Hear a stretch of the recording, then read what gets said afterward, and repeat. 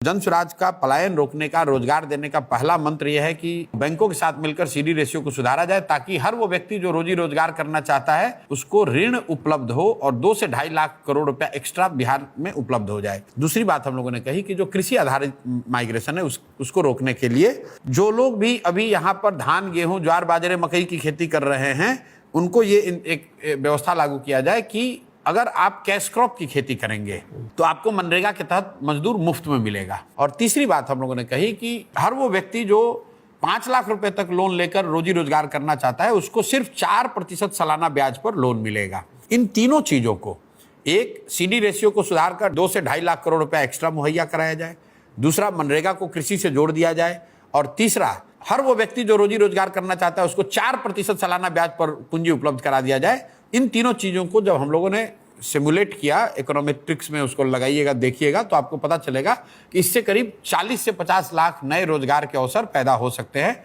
वही जन स्वराज का मंत्र है कि साल भर के अंदर पलायन बंद। 5 साल में 50 लाख या एक साल में? पहले साल में, एक साल में प्रशांत किशोर 50 लाख लोगों को रोजगार दिला देंगे। बिल्कुल।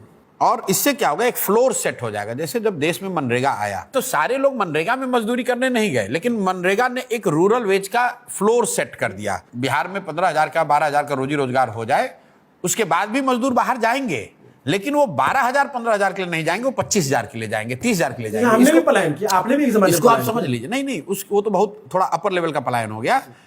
अभी क्या हो रहा है कि जैसे गुजरात में अगर गुजरात का आदमी उसी फैक्ट्री में काम करता है तो उसको 21,000 रुपये मिलता है। अच्छा। बिहार का आदमी जाके काम कर रहा है तो उसको 12,000 में ही, 15,000 में ही निपटा रहे हैं, इसलिए कि यहाँ का आदमी इतनी गरीबी है उसको कुछ नहीं, वो कहता है भाई मैं 12,000 में भी काम करने को तैयार हूँ। तो जैसे ही हम लोग 20, 25, 30 लाख लोगों को यहाँ 12-15,000 रुपए का रोजगार कर देंगे तो एक फ्लोर सेट हो जाएगा, ताकि अगर वो बाहर भी जाएगा तो उसकी आमदनी बढ़ेगी, वो 20,000 रुपए के नीचे, 30,000 के नीचे काम नहीं करेगा।